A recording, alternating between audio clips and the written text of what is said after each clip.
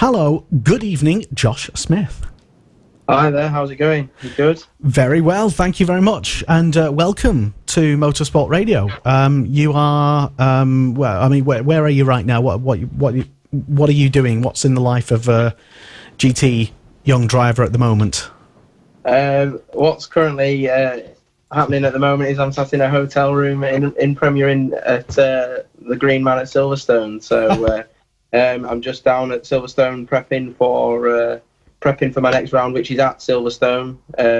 Prepping with Eyes on Driver Performance.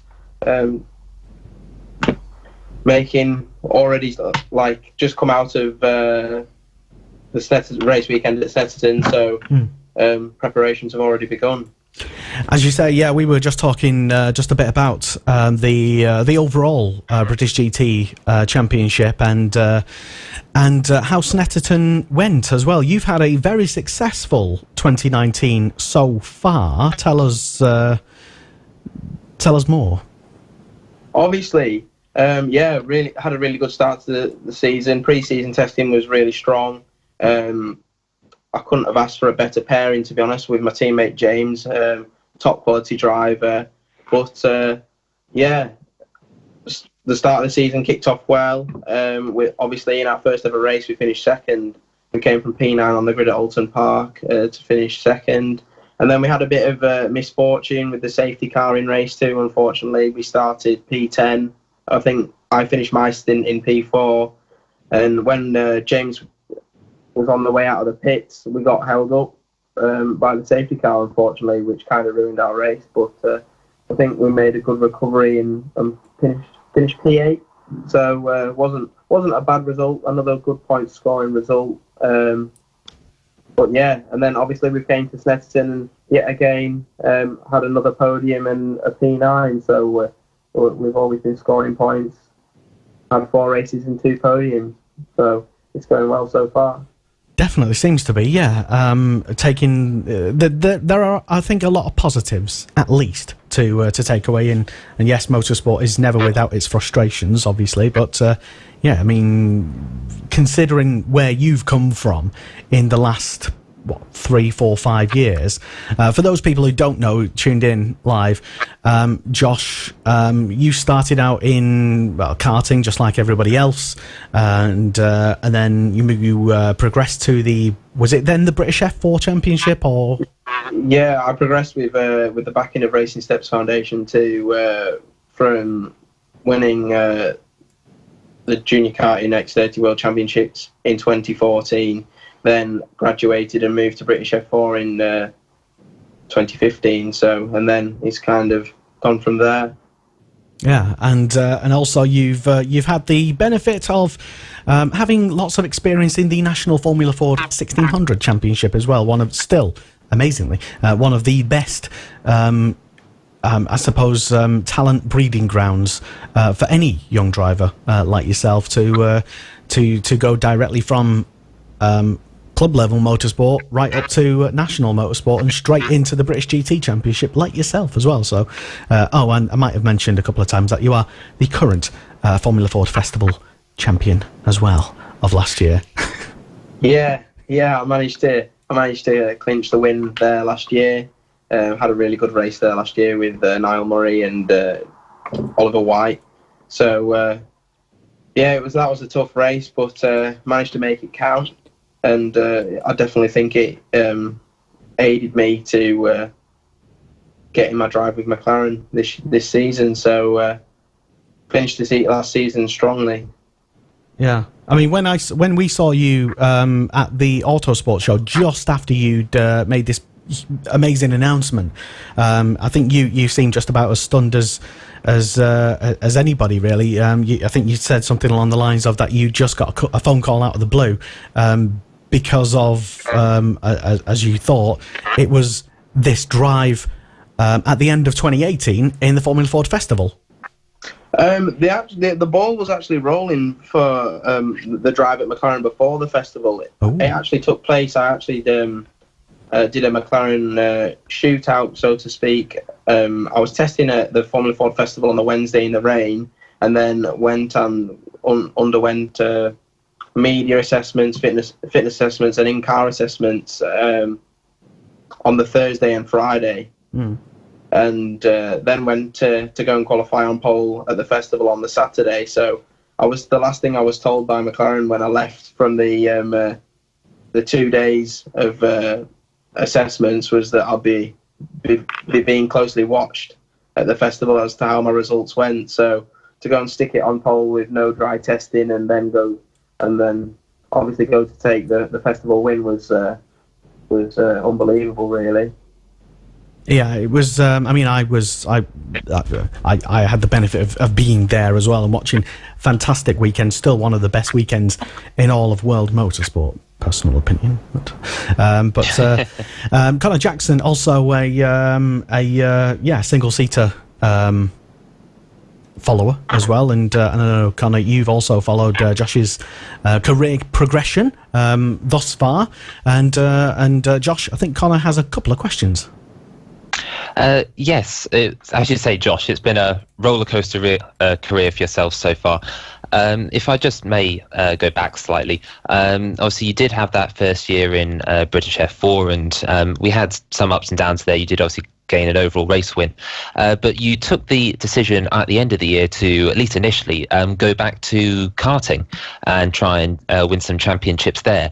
And now this is obviously a very risky move for a lot of drivers. It doesn't often pay off, but it's obviously worked out very well for you, obviously now with the McLaren outfit and everything. So do you sort of regret any career moves up until this point, or are you happy with what you've done so far with jumping back into karting and then going back up to Formula 4s later in the year? Obviously, at that time, it was I'd lost like a major backing with that Racing Steps Foundation, so I had like very limited funds at that time. So it was kind of taking it back to grassroots and as to why I started racing in the first place for enjoyment reasons. And then the Formula Ford opportunity came about, and we set about pursuing that route, and just went from, obviously, I loved the Formula Ford when I first got in it, so just went from strength to strength there, and obviously climaxing at the festival win at the back end of last season. As you say, just prior to then, I know you'd done a full season in the National Championship, I believe. You switched teams mid-season, which did very well for you. You got 5 wins in the last 7 races, if I'm correct? Yeah, you are correct. I switched from the Furman chassis to the Van Diemen chassis with Oldfield Motorsport. So, yeah, at the last couple of rounds, I switched, and actually in my first race with Oldfield Motorsport, I won, and then managed to take, I think I took 3 out of 4 wins that weekend. So, and the other result was a second. So a pretty strong result, to say the least. To say that I just changed cars. Indeed, fantastic result, and obviously, as you say, climax and festival win. We're all very happy with that. One of the prizes for winning this festival was a ticket to the Mazda Road to Indy shootout, which turned out to be the last shootout that Mazda are running, sadly. But I believe you did make the trip over in the end, didn't you? Yeah, I didn't actually attend the trip over to the Mazda Road to Indy, as I'd already committed to McLaren, so I didn't think it would be fair to go and potentially take somebody else's seat who might have needed it more than I did at the time, as I was already committed to McLaren. So I thought it would be best to not go out to America and allow somebody else the opportunity to perhaps win the Mazda Road to Indy. That's fantastic. But obviously, as you say, McLaren, you're at a very good stage of your career now. We're moving on, obviously, to British GT this year, and as you say, 2 podiums in 4 races. It's gone pretty well for you so far. You're 4th in the GT4 standings with yourself and James Dorlin. But you've seen your teammate, Jordan Collard, and Lewis Proctor pick up their first race win last time out at Snetterton. Obviously, I assume that's going to give you a lot of confidence moving forward. But if anything, surely that's going to be a bit of a twinge of insult to not get the first win for the team and to lose out in that sense. Obviously, yeah, it's it's touched a nerve. I'm not going to lie. Obviously, with me and James wanted the first race win for the Tolman Motorsport team. So, but I'm over the moon that Lewis and Jordan have managed to do it, because it's been a long time coming for Tolman, and it was only a matter of time. And they had a lot of bad luck at Alton. So I guess what goes around comes around. So they missed out on the podium in the first race due to contact on the penultimate lap, but then the luck has turned, and unfortunately the Mercedes on the last lap got a puncture, so Jordan and Lewis managed to come through and take the win on the last lap. So fair play to them. They did a really good job all weekend, and they deserved that result. As you say, very interesting race there with the Mercedes. If I just may say then, obviously Tolman and HHC appear to be the big battle in GT4 this year. Obviously, I assume the aim is obviously to beat HHC, but is there any advantage that you think Tolman can have? Because obviously they both run the same McLaren car. I'd say the advantage is the drivers. I don't know. We seem to be so at the moment, HHC seem to have the edge in qualifying, but Tolman's race strategy and race pace is second to none. That's where our massive strength is. And to be honest, I'm looking forward to the longer races now, because it's going to play more into our hands, I believe. With the 3-hour race at Silverstone, we're going to be able to capitalise on our race pace more. So hopefully looking for more podiums, if not a win at Silverstone and for the rest of the season. Sounds good. Anyway, the plans, Josh. So we know how you got to this point in your career, and we know mostly about what you've done and things you've succeeded in. But what about your next steps? Have you given any thought to what you'd like to perhaps do next, or is maybe just focusing on a career in GTs, if possible, the only option for you right now? At the moment, to be honest, I'm just focusing like the next race, one after the other, because I think that's going to be the best way forward, and try and not get too ahead of myself. Obviously, in the ideal world, I'd like to progress with McLaren and have a long career with them. Hopefully, and get to see eventually that their long-term goal would be to be in Le Mans with a McLaren, driving a McLaren with McLaren on my T-shirt. So, but at the moment, not focusing too much on that, just focusing on the job in hand, and getting the British GT Championship won between me and James Stalling. Well, if anyone can do it, it's definitely you guys. And I mean, it's sounds like you got some decent plans on the horizon. Anyway, if not just for focusing on taking the British GT Championship.